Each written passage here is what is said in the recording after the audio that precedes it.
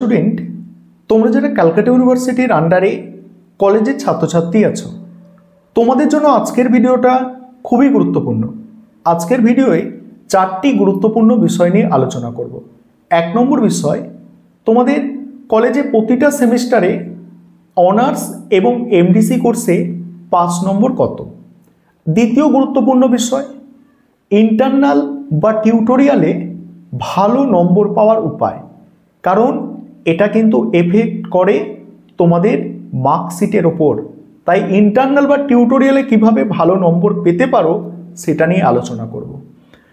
3 নম্বর গুরুত্বপূর্ণ বিষয়, তোমরা অনেকে জানতে চেয়েছো, যারা বিশেষ করে নতুন প্রথম সেমিস্টারে পড়াশোনা করছো, তোমরা অনেকে জানতে চেয়েছো সামার ইন্টার্নশিপ কি বা এটা কখন হয়ে থাকে। এবং 4 নম্বর গুরুত্বপূর্ণ বিষয় যেটা আলোচনা করব সেটা হচ্ছে, এখন এই নতুন সিস্টেম অনুযায়ী কলেজে এবিসি আইডি কার্ড কেন বাধ্যতামূলক, এবং এই যদি এবিসি আইডি কার্ড না থাকে কি সমস্যা হতে পারে। তাহলে প্রথমেই 1 নম্বর বিষয়ে আলোচনা করা যাক, অর্থাৎ অনার্স এবং এমডিসি কোর্সে 5 নম্বর কত। দেখো, তোমাদের অনার্স এবং এমডিসি কোর্স উভয় ক্ষেত্রেই 30% যদি নম্বর পাও তাহলে তোমার কিন্তু সেমিস্টার ক্লিয়ার দেখায়। অর্থাৎ মোট 100 নম্বরের পরীক্ষা হচ্ছে থিওরি এবং টিউটোরিয়াল মিলিয়ে, সেখানে তোমাকে 30% পেতে হবে। 30% পেলে তুমি পাস। যেগুলো ধরো কম্পালসারি পেপার আছে, যেমন Aisi English, Aisi Bangla, constitutional value, ENVS, বিভিন্ন সেমিস্টারে বিভিন্ন সাবজেক্ট কম্পালসারি পেপার আছে, সেখানে আবার 50 নম্বরের পরীক্ষা। এই 50 নম্বরের মধ্যে 30% মানে 15 নম্বর পেতে হবে। এবং যেগুলো 75 মার্কসের পরীক্ষা, অর্থাৎ 75 নম্বরের পরীক্ষা হচ্ছে, সেখানে তোমাকে 23 নম্বর পেতে হবে। মিনিমাম পাস করার জন্য 23 নম্বর পেতে হবে। 23-এর কম পেলেই সেমিস্টার কিন্তু নট ক্লিয়ার দেখাবে।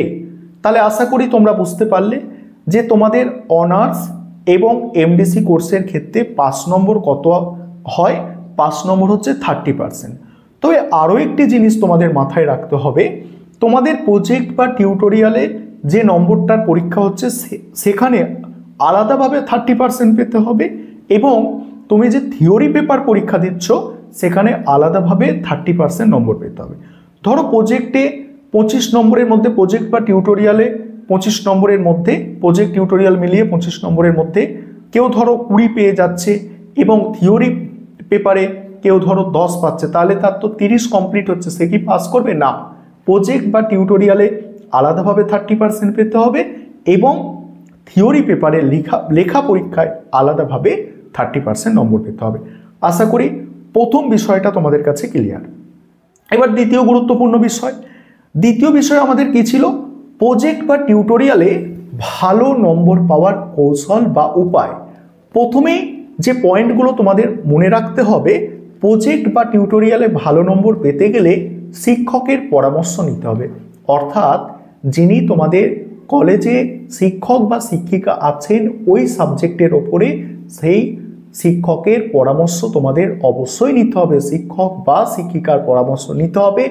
দ্বিতীয় হচ্ছে, তোমাকে খুব সুন্দরভাবে বিষয়বস্তু উপস্থাপন করতে হবে, এবং তৃতীয় হচ্ছে কপি পেস্ট করা বর্জন করতে হবে। এবার বিষয়টা একটু বিস্তারিত করে বলা যাক। দেখো, প্রজেক্ট বা টিউটোরিয়াল যেটা হয়, কলেজের যে শিক্ষক বা শিক্ষিকা তোমাদের পড়াচ্ছেন সেই শিক্ষক বা শিক্ষিকা তোমাদের টপিক লিখে আনতে বলেন। সেখানে তোমাদের টপিক সুন্দর করে লিখতে হবে, এবং লেখার সময় যে বিষয়টা মনে রাখতে হবে যে তোমাদের যেন হাতের লেখাটা, খুব ভালো হাতের লেখা সবার হয়তো হয় না, তবে স্পষ্ট করে হাতের লেখাটা করতে হবে, যাতে বিষয়বস্তুটাকে বোঝা যায় যে কি লিখেছো প্রজেক্ট বা টিউটোরিয়ালে, সেই বিষয়বস্তুটা যাতে বোঝা যায় সেটুকু করতে হবে। এবং মার্জিন খাতায় দিতে হবে, এবং সূচিপত্র দেওয়ার জায়গা থাকলে সূচিপত্র ব্যবহার করতে হবে। এবং আরেকটি সাবধানতা অবলম্বন করতে হবে প্রজেক্ট বা টিউটোরিয়াল লেখার ক্ষেত্রে, সেটা হচ্ছে কপি পেস্ট করা বর্জন করতে হবে। অর্থাৎ চ্যাট জিপিটি বা গুগল থেকে কোনো বিষয় নিয়ে হুবহু কপি করে লেখা যাবে না। তুমি চ্যাট জিপিটি বা গুগল ব্যবহার করতে পারো, তবে সেগুলোকে পড়ো, টপিকটাকে পড়ে নিজের ভাষায় লেখার চেষ্টা করো, হুবহু কপি পেস্ট করবে না। এবং গ্রন্থপঞ্জি দিতে ভুলবে না, অর্থাৎ কোন বইগুলো থেকে তুমি নিচ্ছ সেই বইগুলোর নাম উল্লেখ করতে হবে, অর্থাৎ গ্রন্থপঞ্জি দিতে হবে। তাহলে প্রজেক্ট বা টিউটোরিয়ালে ভালো নম্বর পাওয়ার কৌশল আশা করি তোমরা বুঝে গেলে। এবারে 3 নম্বর বিষয়, বিশেষ করে তোমরা যারা নতুন, তোমরা এই বিষয়টা জানতে চাইছো যে সামার ইন্টার্নশিপটা কী এবং কখন সেটা করতে হয়। দেখো, সামার ইন্টার্নশিপ তোমরা যে সাবজেক্ট নিয়ে পড়ছো সেই সাবজেক্টের ওপরে সামার ইন্টার্নশিপ হবে। অর্থাৎ তোমরা কেউ আর্টস গ্রুপের স্টুডেন্ট, কেউ সায়েন্স গ্রুপ, আবার কেউ কমার্স গ্রুপের স্টুডেন্ট আছো। তোমাদের এই স্ট্রিম অনুযায়ী গরমের ছুটির সময়, অর্থাৎ তোমাদের 2nd সেমিস্টারে বা 4th সেমিস্টারে সামার ইন্টার্নশিপ হয়ে থাকে এবং 75 মার্কসের এই সামার ইন্টার্নশিপ হয়। এবং সেক্ষেত্রে এই সামার ইন্টার্নশিপের নম্বর কিন্তু তোমাদের রেজাল্টে অর্থাৎ মার্কশিটে অ্যাড হবে। মনে রাখবে, যদি কারোর সামার ইন্টার্নশিপ না করেছো সময় মতো, কলেজ যখন সামার ইন্টার্নশিপ করাচ্ছে তখন যদি না করেছো, তাহলে তোমার সেমিস্টার নট ক্লিয়ার দেখাবে এবং সাপ্লি এসে যাবে। তাই তোমার কলেজে যখন সামার ইন্টার্নশিপ হবে, বিশেষ করে তোমরা যখন 2nd সেমিস্টার এবং 4th সেমিস্টারে পড়বে, তখন এই সামার ইন্টার্নশিপের ব্যাপারে অবশ্যই খোঁজ রাখবে। এবং তোমরা যদি 2nd সেমিস্টারে সামার ইন্টার্নশিপ নাও করো, সেটা 4th সেমিস্টারে গিয়ে করতে পারো, তবে সেটা কলেজ বলবে তোমাদের 2nd সেমিস্টারে সামার ইন্টার্নশিপ করতে হবে নাকি 4th সেমিস্টারে এসে সামার ইন্টার্নশিপ করতে হবে। তাই সামার ইন্টার্নশিপের ব্যাপারে তোমরা অবশ্যই সঠিক খোঁজ রাখবে।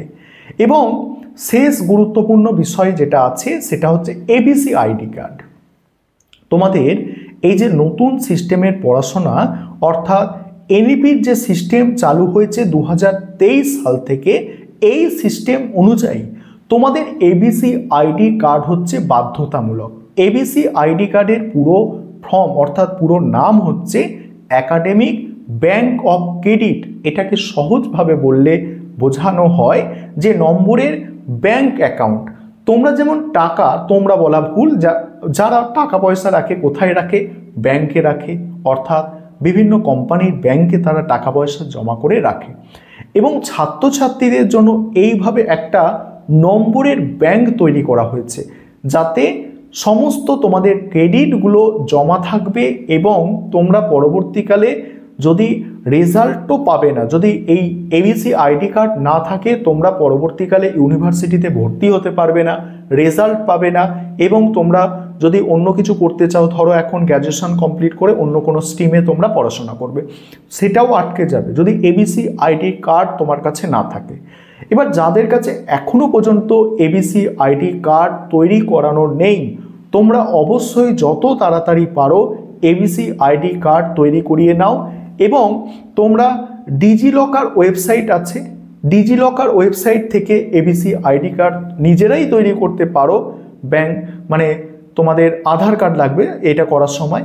এবং যাদের তোমাদের নিজেরা পারবে না করতে এবিসি আইডি কার্ড, তোমরা সাইবার ক্যাফ থেকে বা যেখানে কম্পিউটারের ফর্ম ফিল আপ করে বা কম্পিউটারের কাজকর্ম করে এই সংক্রান্ত, সেখান থেকে তোমরা যত তাড়াতাড়ি পারো এবিসি আইডি কার্ডটা তৈরি করে নাও।